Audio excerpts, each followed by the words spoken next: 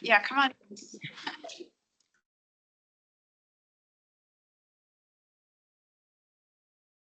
Here we go. Light food. Join.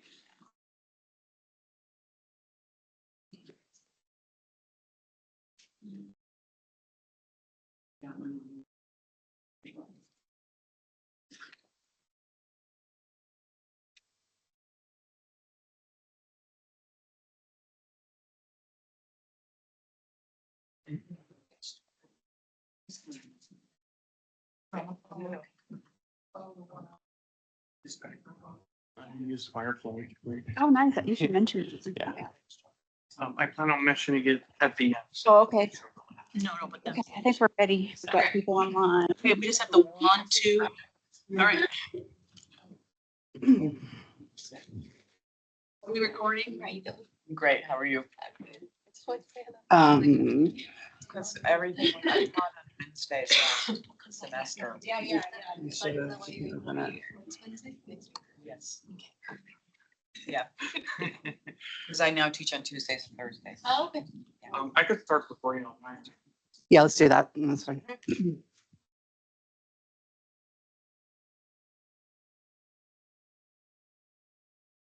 Oh, it is recording.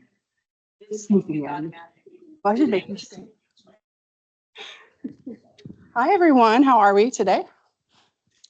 Good. Great. Good in the room. Hopefully good online too. Welcome. We're glad to see you here. Excited about this particular discussion because I too need to hook my students all the time. So glad to hear some new techniques, et cetera. So it's very casual. Those of you online, if you want to be dropping questions into the chat, we're monitoring that. So we will bring those up towards the end. We're about like a 20-30 minute presentation. Oh, 20 minutes, yeah. Yeah. And then we'll have time for discussion and et cetera. Okay. We'll also just kind of at the end talk about a couple of things going on with CERTL. Make sure you have some information there. So again, in the room, raise your hand at any point, and then online, if you want to drop into the chat, please do. All right. Okay. Are you ready? Awesome. Let's do it. Go. Thank you, Sarah.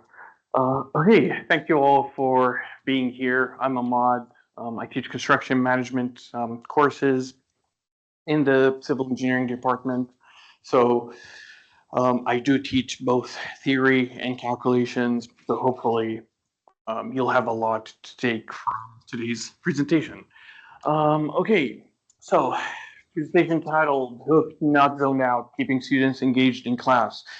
So this presentation is going to be very specific, to the point, just what are the practices that you can do in class at the start of the semester and then throughout the semester to keep students always engaged, interested in your class. Okay, so just an intro title real quick. Why are we here today?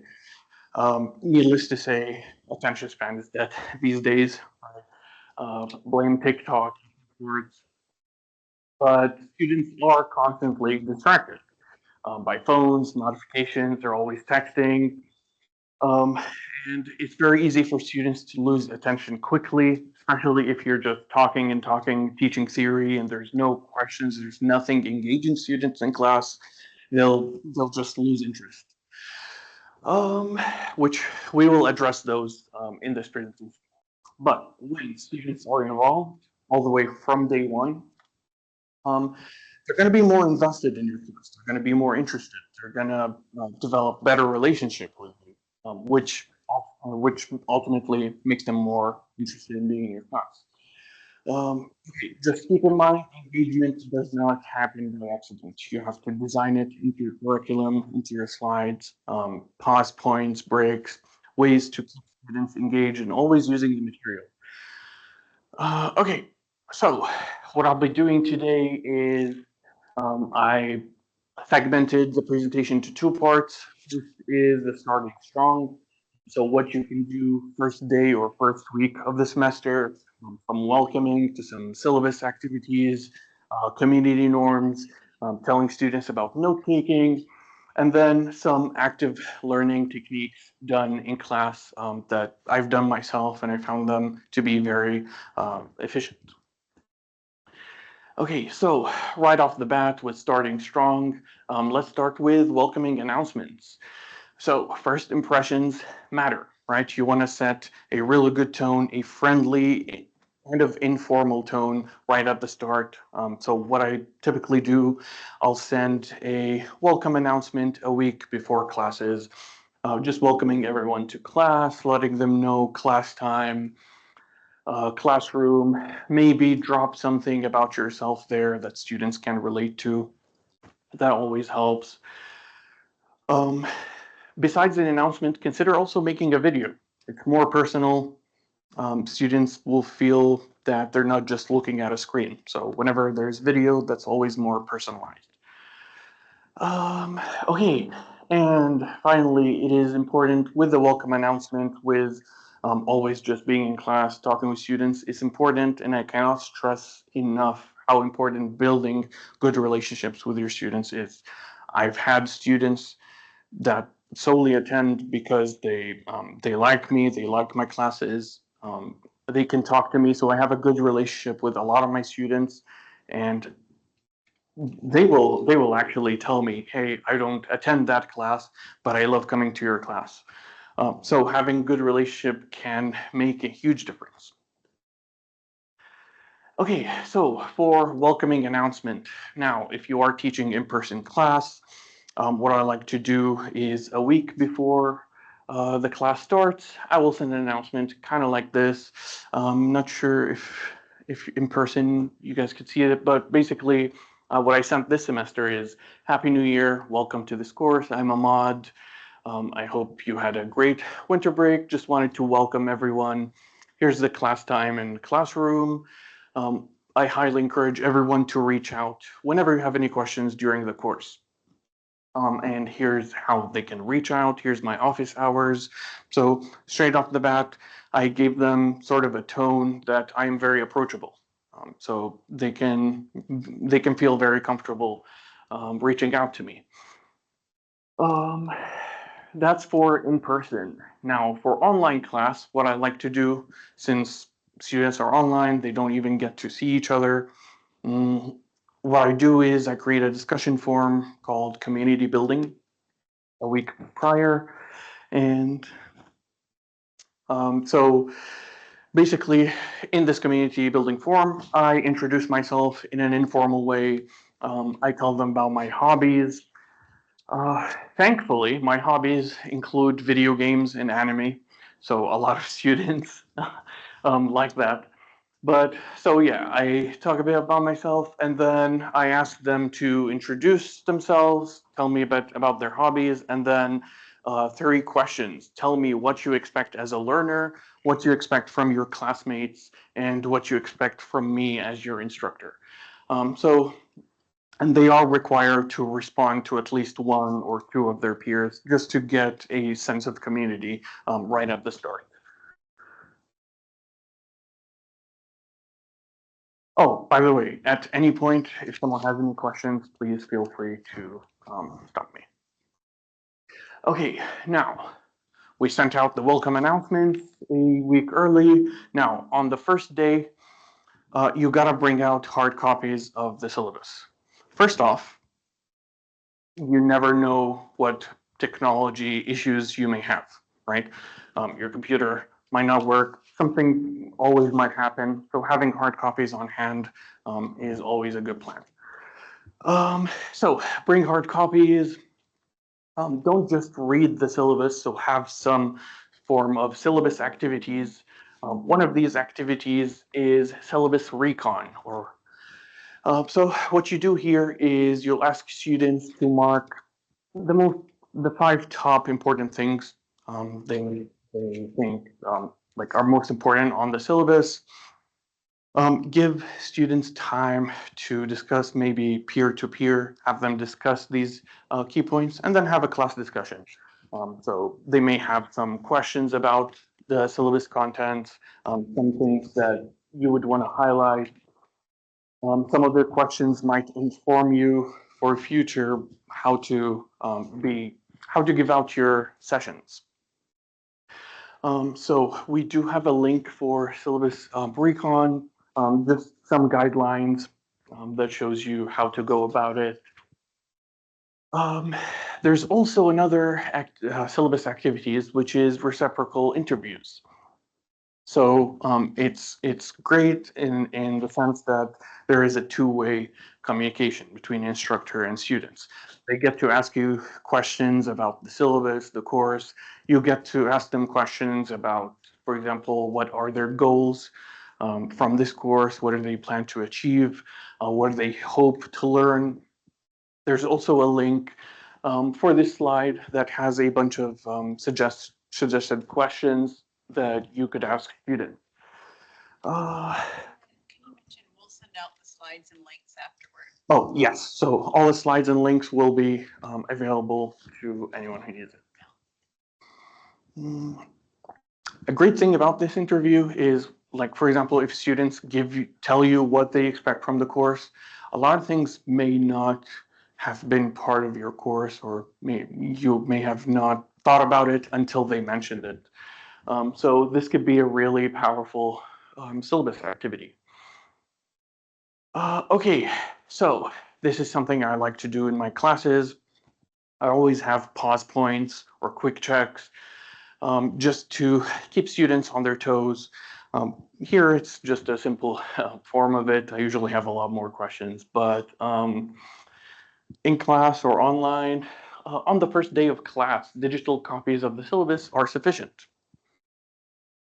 False. False. The syllabus activity that comes in the form of interview questions between students and instructors called reciprocal interviews. I know these are very basic questions. This is about, yes. Do you do that reciprocal interview? Does it happen on that day and like? Yeah, very first day. Like they just, like we're talking right now? Yeah. Okay. Yeah. So, or you can like design it in a way that give me a question, I'll give you a question. So, Got it. yeah. Okay. Thank you. Okay. We'll share the link for that email. There's a lot of suggested questions really good questions that you could be asking on the first day. Okay, another thing I like to do is I will give students a syllabus quiz. So we all got a lot of things on our syllabi that we want students to always remember, to always keep in mind, whether it's office hours, dates for midterm and final exam. This is major for me because a lot of my students have jobs or internships. So I want them right off the bat to know the midterm and final dates so they can let their employers know. So in general, everything I really need my students to keep in mind about the syllabus, I'll put it in a quiz. It is graded,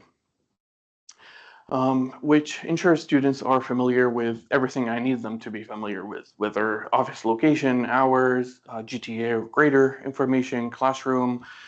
Also, I give my students, their quizzes are always hosted on Lockdown browser.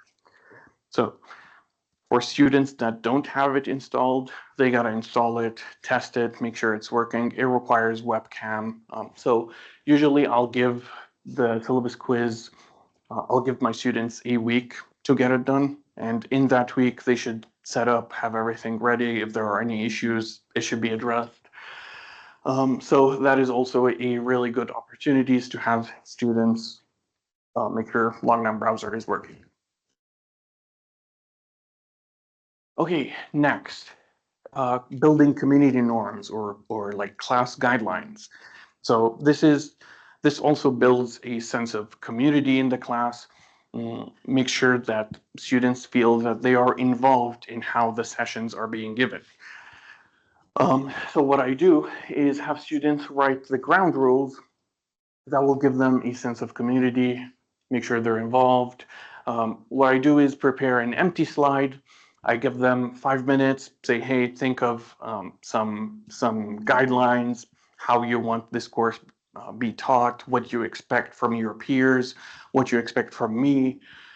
So what I do is I'll have this empty slide for them to, I'll give them 5 minutes, then we'll start writing it together.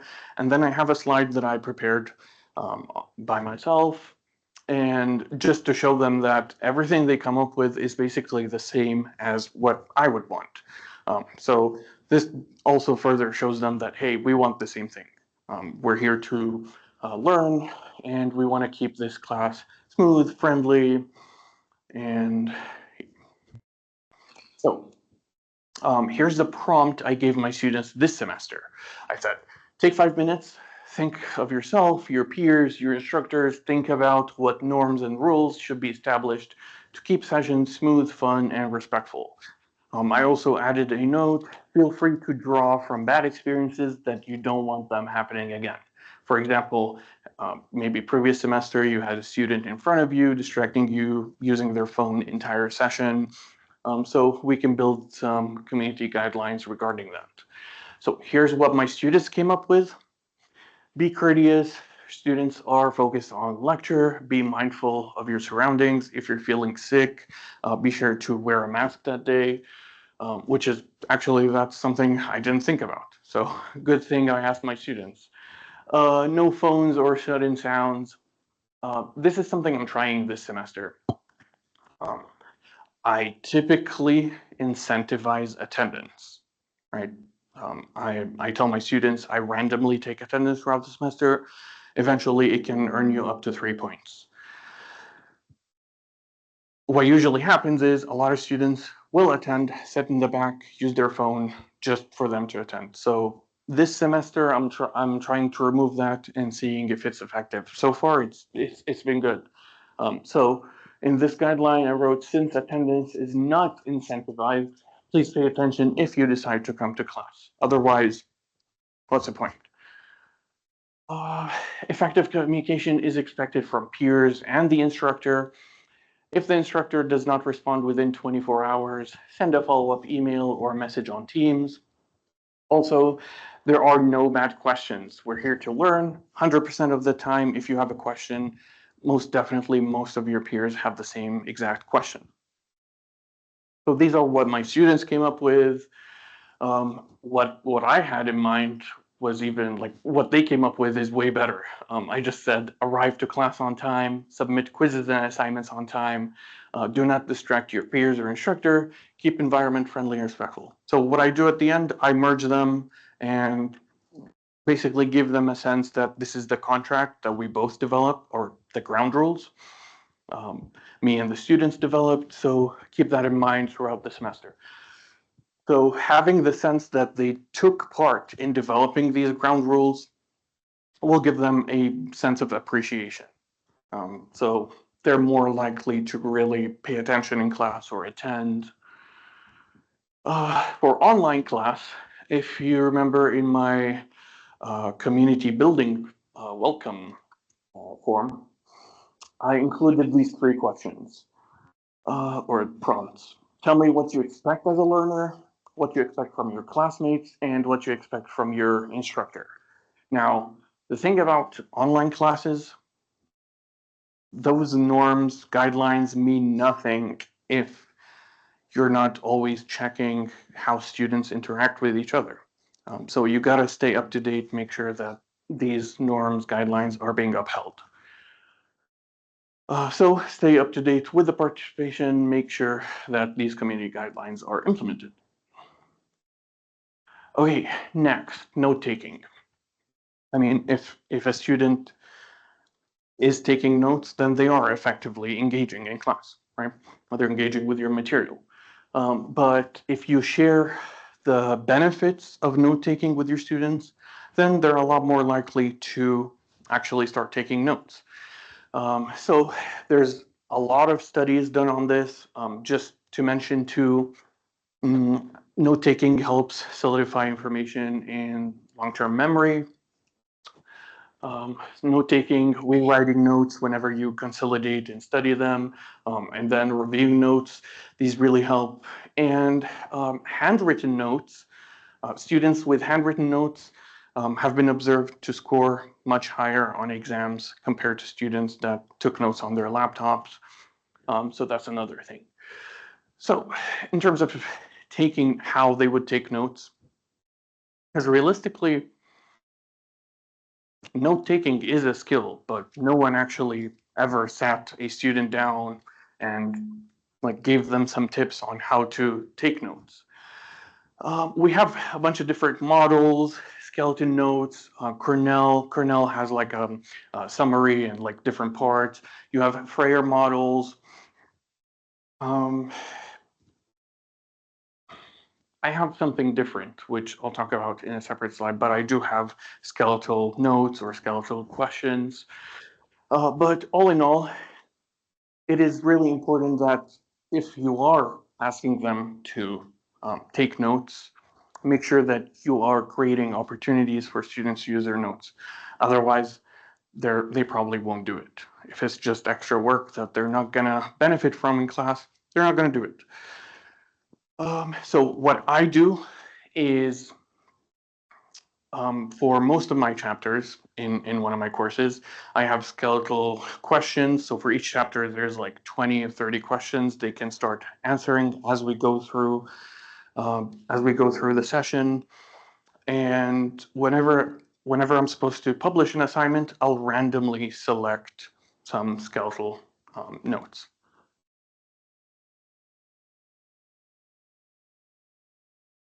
Okay. Finally, in starting strong is, last but not least, is planning to use up the entire first session. If you just give the syllabus 20 minutes and then let students out, that's just going to give them a bad first impression. They're going to feel that's how your entire semester is going to be. They're not going to care much on a conscious, subconscious level. They're not going to care much about being in your class, paying attention. But if you do spend the entire class session, it will set student expectations for future classes. It shows that the course is well organized, which the goal here is to immerse students in the course content immediately. And to take this a step further, I brought an exercise from like a chapter 5 on the first session, and we started doing that. Let's just say attendance have been really awesome because I did that. On the first day, they were doing something meaningful. We were calculating the value of thermal insulation for like different walls. So it was meaningful, very related to what they're the program they're studying in.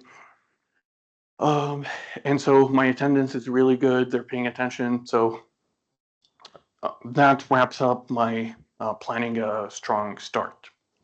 Now, throughout the semester, what you got to do, that's for after this. Another quick checks. Okay, note taking helps solidify information in long-term memory. True. Students with handwritten notes tend to score higher on exams compared to students taking notes digitally. True. How would you encourage students to take notes during sessions?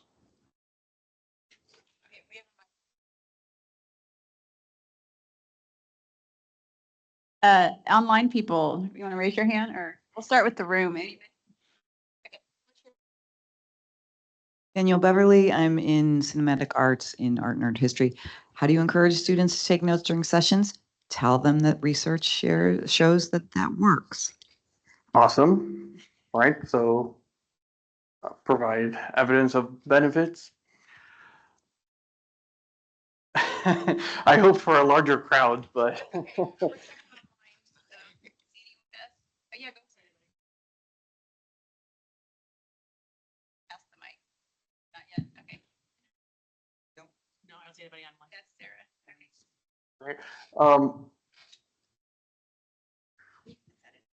right here, right, creating opportunities for students to use their notes.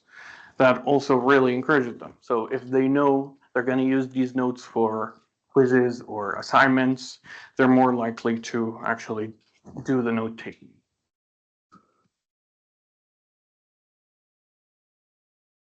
Okay, so that was planning for a strong start. next we have facilitating active learning. So So we have a comment in the chat. Handwritten notes are helpful. They might help them on exams. Students are always concerned about grades and outcomes. So I have a question. Some professors I've seen, they read out of the textbook. How can I take notes from that? That's a tough one. I would just say listen for keywords. Actually, consider seeing what suits your course in terms of the different guided note models.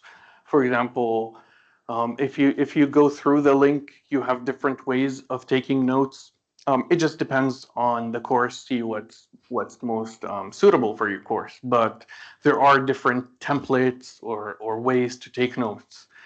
That can actually be helpful. For example, some of them have like areas for definitions and then examples of the topic, summary. So these guided note models can be very helpful, especially in a situation like this. Okay, we have In the chat, Christy says, allow them to use a cheat sheet with notes on exams. So yeah, incentivize. perfect. So that is also another opportunity for students to use their notes. If they know that some of these notes, they can have it on their tests as open notes, they're also more likely to take notes during sessions. Quick thought. It's interesting now, sometimes, I think in the future, and it's already happening, like AI bots are Takers. Do you have any any thoughts on that? Not whether it's good or bad, but do you predict that one day this will be a lost art kind of thing? Yeah, It's a tough one. I think so. I think so.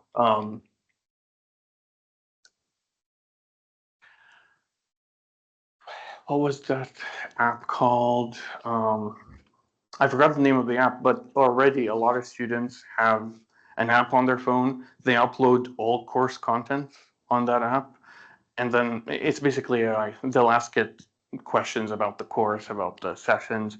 So Notebook LLM is called yeah. So a lot of students are already using that. So yeah, but that goes back to mentioning the benefits of actually taking notes by hand. Otherwise, if you want to let AI do everything, including the learning, it's not really learning anymore.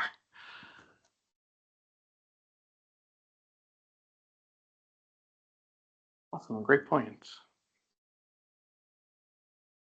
Okay, so that was the starting strong part. Now, what do we do throughout the semester? So I did prepare 4 topics, starting with solid openings. Basically, this is how you're going to start each session. You definitely don't want to start it with, oh, hey, everyone, this is what we're going to be talking about today, blah, blah, blah, blah. You want to capture their attention right at the start, right? So begin the session with an engagement trigger, maybe relevant story, key question, historical puzzle, case studies. I usually like to give out case studies related to my courses. You can have an ungraded intro quiz, sort of like a pre-module assessment, just to see what sort of things they're familiar with. Or joke. I wouldn't use joke alone. I would use joke with a combination of any of the above. Also, you may address frequently asked questions from previous session or previous week. I annoy my students with how many times I ask if anyone has any questions, to the point where I got the sense that, okay, seems like really no one has questions. But then one day I asked them to write exit tickets. So write one thing you learned from the session, write one thing you didn't fully understand. I went from 0 hands raised to about 20 exit tickets submitted to me. And a lot of these questions were very similar. So I did address them next class. So that could be a starter for you as well. Okay. Now, if you're wondering what those quick checks were, I am describing it here in the active learning. This is something I place in every presentation. So whenever I finish a topic, preferably if you can get to quick checks, maybe every 15 minutes, that would be great. So I do have exercises or questions to facilitate active participation. It also kind of nudges them, or like a wake-up call to whoever wasn't paying attention when they look at quick checks and realize, oh, I can't answer that, maybe I should pay attention, right? So I do include quick checks within my modules to enhance engagement, improve retention. Could be within slides or hosted on online platforms like Mentimeter. There's a lot of websites that will let you do interactive questions, interactive quizzes, and you can see the results in real time. Students are incentivized to engage and pay attention by letting them know that all quiz questions come from quick checks. And I do that. I let them know beforehand all my quizzes and most of my exam questions come from these quick checks. And so they're always trying to make sure that they answer them in class. Okay, so skeletal notes, which relates to the note taking, but what I do for my skeletal notes, for each chapter, I have about 20 to 30 questions, very comprehensive set of questions covering the entire chapter, and students gotta answer on their own. Let's say a couple of weeks, 3 weeks down the road, I'll publish an assignment, randomly select some of these skeletal notes. Those are gonna be your assignment. So I do incentivize them by letting them know that the assignments are based on these skeletal notes. Next, finally, cold calling. So as educators, we really care and want to hear from students that are not participating, right? And so here's where cold calling comes in. Encourage students to engage with course material by calling on them or take feedback from them. But it's always good to let them know beforehand that you'll be, whether at the beginning of the session or include a statement in the syllabus saying that you'll be calling on students without hands raised. Students who don't volunteer may not be confident in their understanding of material or just shy. So it is important to get feedback from these students. Okay, that wraps up my presentation. Before that, I did want to mention that we do have a test kitchen event, which is tomorrow. This will jumpstart you to join the Chef's Challenge. Right? Peggy, did you want to talk about it? The The microphone. syllabus. Our test kitchen is test kitchen number 2. We have Adobe Swag. So we actually have Adobe coming tomorrow. It is here in Trinity in the lobby, and there is 3 times, so you can have a 1 or 1:30 or 2. And we are going to do a test kitchen over Adobe products, but we're using a syllabus template that was been created specifically for UTA. And so if you want to have a little bit more engaging or interactive type of syllabus instead of like this multi-page Word document, come and learn a little bit more about this and how to do this. And so with the test kitchen, there's no judgment here. You just come, learn, and explore and play. And so that's what that's all about. And so that's what we're doing tomorrow. We have other test kitchens following the semester. It's not all Adobe. We're going to have some other stuff. So watch our newsletter for what we are highlighting for you to just come and explore.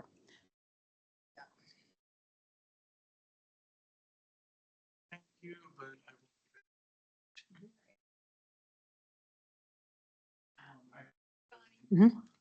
hey, welcome.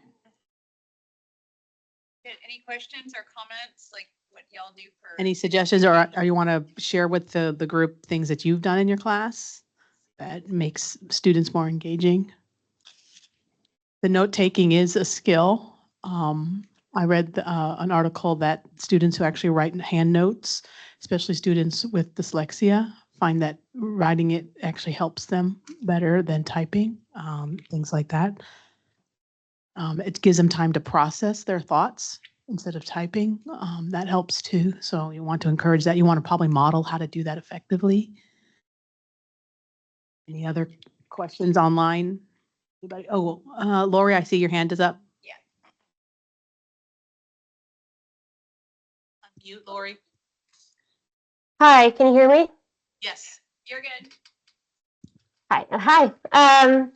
This was great. First of all, I like all the tips on note taking. Something that I do, I try to use different innovative assessment methods, and something that I started doing more recently is having assignments, typically ungraded assignments, in which students go through virtual escape rooms. So I like to specifically do this in my online classes. So I'll have the students break into small groups and they'll work through those escape rooms together. And then the first group to come back to the main room, they've won that challenge. So they won that round, and I'll do a few of them throughout the semester. Now, as far as how it relates to something that was shared today, I didn't think about how I can encourage them to regularly take notes by encouraging them to use the notes to help them work through those challenges in the escape room more quickly. So that's something I want to try out next week, actually. Awesome. Can I ask, what do you use to host these escape rooms?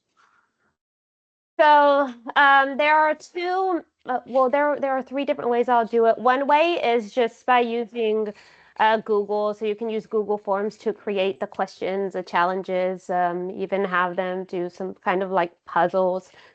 And then I'll usually create some kind of like a Google page, something simple, and like PowerPoint slides. That takes a little longer. There are templates now, and there are some free templates you can use. I like using the program Genially, I believe is what it's called. Genially. It's something like that. They have a lot of free templates. There's a paid version, but then there's a free version. So if you wanted to test out any of those methods, that's something I would definitely encourage because they have the templates already created. And then the other way to do it that I like to do it is on Canvas, where you have to enter a code. So you solve a problem, enter a code, and then that unlocks the next part of the room. Based on the feedback from my students, what they seem to enjoy the most is the pre-designed templates I've used on Genially. So those are already created to where they're interactive. That's so cool. I'll definitely look into that today, actually. That seems pretty cool. Awesome. Thank you so much. There. Yes. Based learning is actually a really effective way to engage students today. Also, going off what Lori said, scavenger hunts. I had my students do, when I used to actually do a little more active teaching in the College of Ed, they would do a virtual scavenger hunt where they would go and pull up things that they could use for whatever math manipulative things like that. So that actually was kind of fun too, when they Awesome. had that. So they could use the technology and then have that. So That's pretty cool. So, like, they would have to look up newer topics as they progress. A second.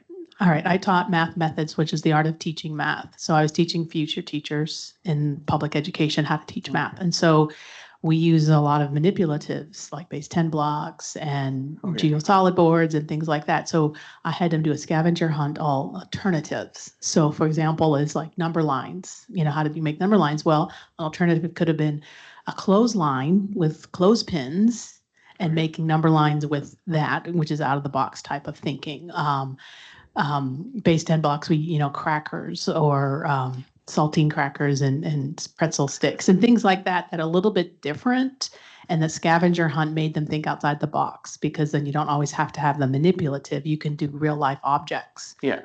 grocery flyers had three-dimensional shape things. And so how do you find those? And so by doing that, they were forcing the students to think outside the box, and like in real life, all these things are right here. And so just use what you have in real life to teach the concept, and it works really well. Yeah. By having the video scavenger hunt, or the virtual scavenger hunt, made it a little fun. So. Oh, that reminds me of something I wanted to mention.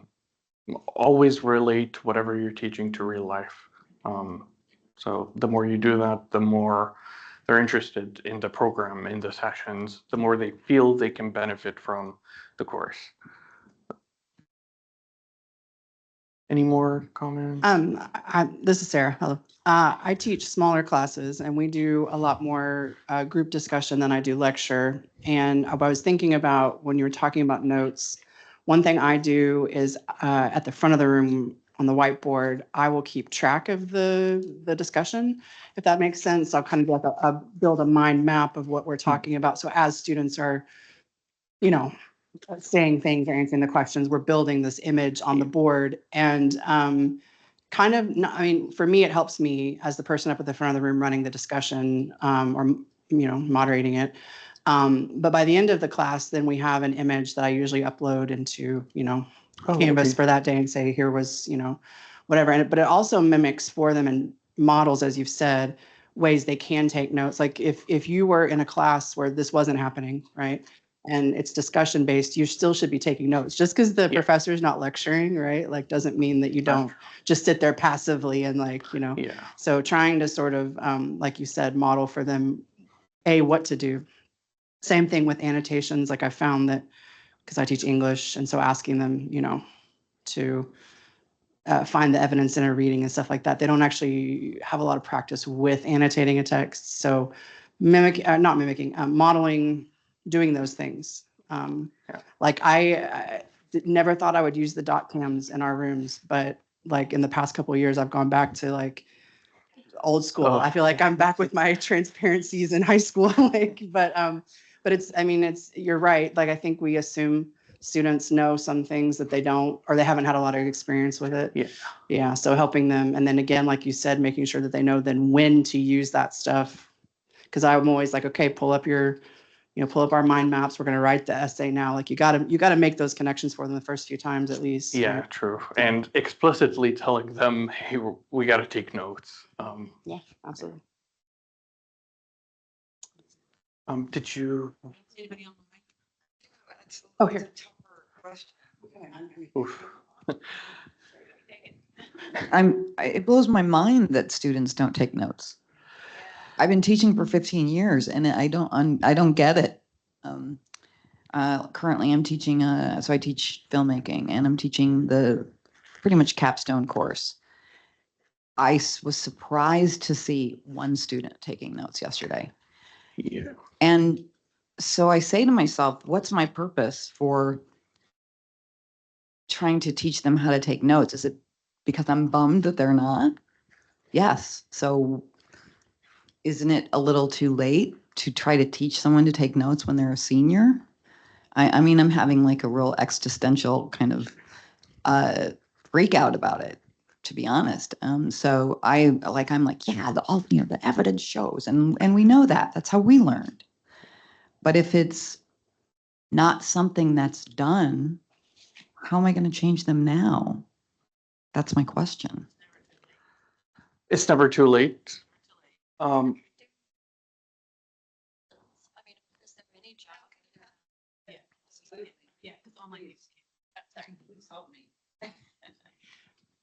What immediately comes to my mind is that they'll have to be taking notes in their future professions, right? I mean, it has that changed so much where that's, but I mean, we do it. It could be argued we do it because that's how we were taught. However, I would think it's still, even if they are a senior, I think it would be worthwhile because part of, I guess, our charge, especially the way the view of higher ed is going, is workforce readiness. That's something we can do to help with workforce readiness, how to take notes, how to, be proactive. That's not a solution, but that's my first thought. Actually, I'm the advisor for CM Club student student organization. When I first became advisor, we had the first meeting. First thing I let them know, never ever attend a meeting and not take notes. Even if you end up writing one word, just always have notes, look professional, and if something does come up, you'll always have something to get back to. But in terms of how you can, for seniors that don't take notes, but you still want them to take notes, the incentive, so creating an outline that they have to eventually submit. Something that just came to mind, I don't know if it works or not. Let's say 10% of the course grade would be for notes. And so you randomly, like 10 sessions, you randomly ask for them to show you the notes they took that day. And so they get a check mark or they get the point for that day. Jackie, yeah, Amy wants to say something online. Go ahead, Lalita. Hello, so I'm actually talking on the Teams. Can you hear me? Speak up a little louder. Can you hear me now? Yes, that's good. Okay, so basically, I actually teach younger students, and and I'm really trying out for a TA position. And so basically, I wanted to comment about like note taking and stuff.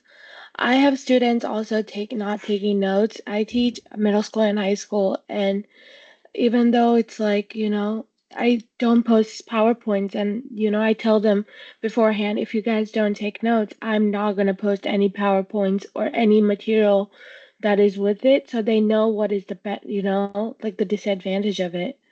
So I just give them a further notice. If your guys are not going to take notes, I'm not going to post, PowerPoints.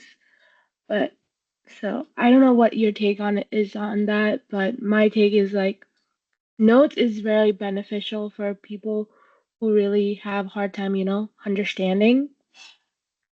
And coming from me, I am English is my third language, and I have been struggling with taking notes as well while the professor just reads out of the book.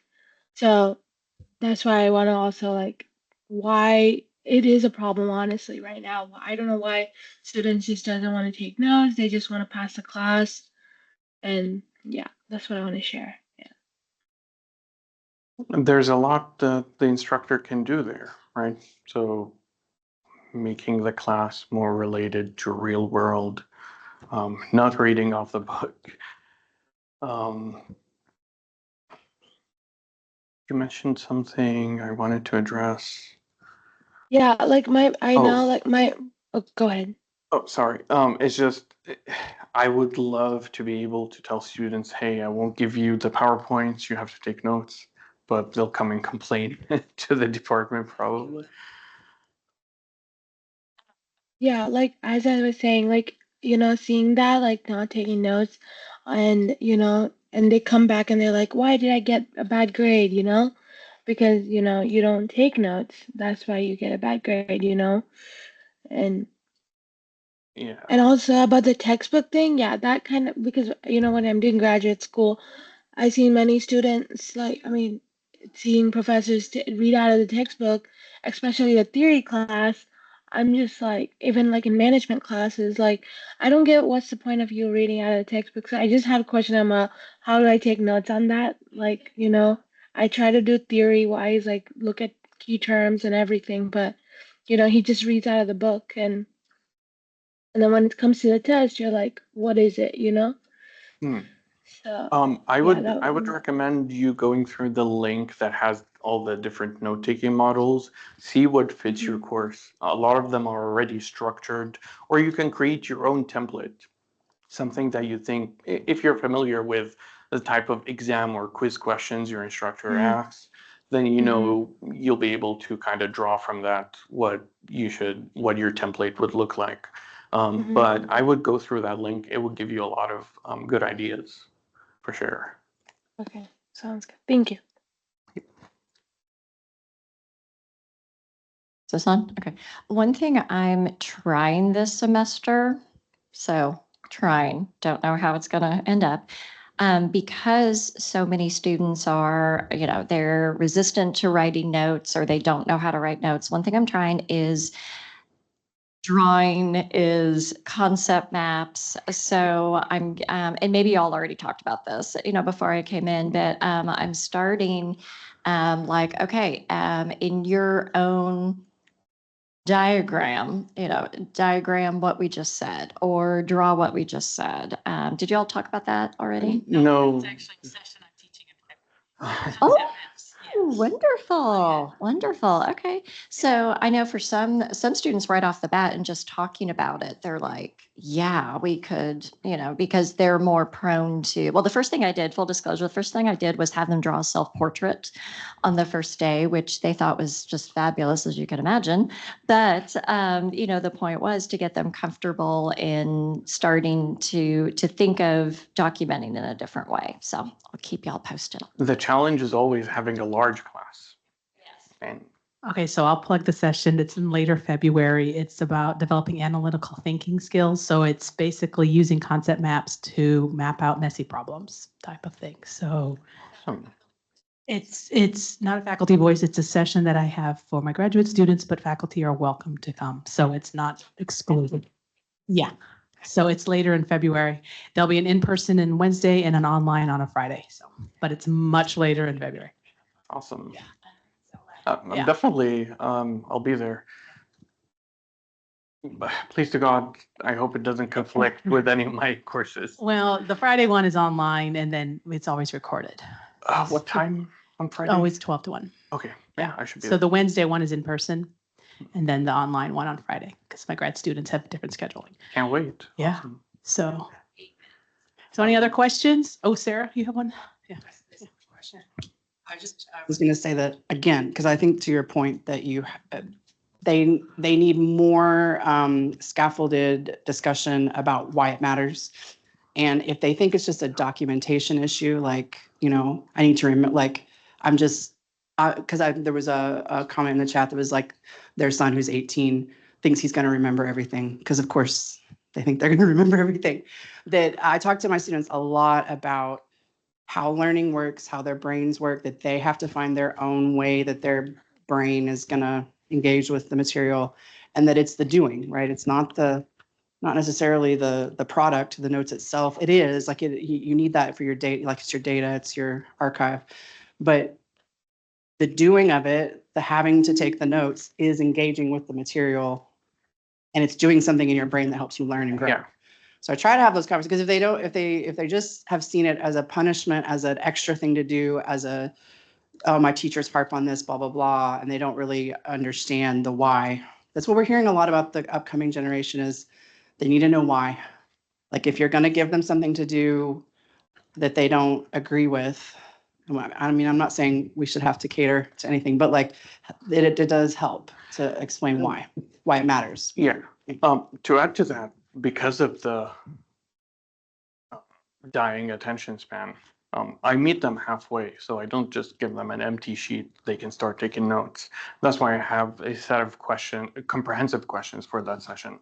And then the assignment will be randomly selected ones. So I meet them halfway by guiding their note taking with questions. Although, yeah, we got to find a solution for the attention span. It is bad. Any other questions, comments online? Great, awesome. We could wrap up the session. Yeah, I think, where's the microphone? It's right here. Oh, okay. Yeah. we can just, wrap up. Any final words of wisdom? Thanks, everyone online. We'll send out the slides and a recording, a recap soon. And we hope you can enjoy sharing ideas and let us know if you tried something new. If you have a challenge that we can help you with or think tank it together. But let's give an applause or virtual applause to our faculty fellow. We have another faculty fellow in the room, Bonnie, she's here. And Sarah is as well. So thanks for coming. And if you're in the room, we have lots of food. Thank you. Stay warm. Bye, you guys. Thank you so much. Thank you. Thanks for coming. Thanks for all these great sessions. Oh, I'm yeah. doing the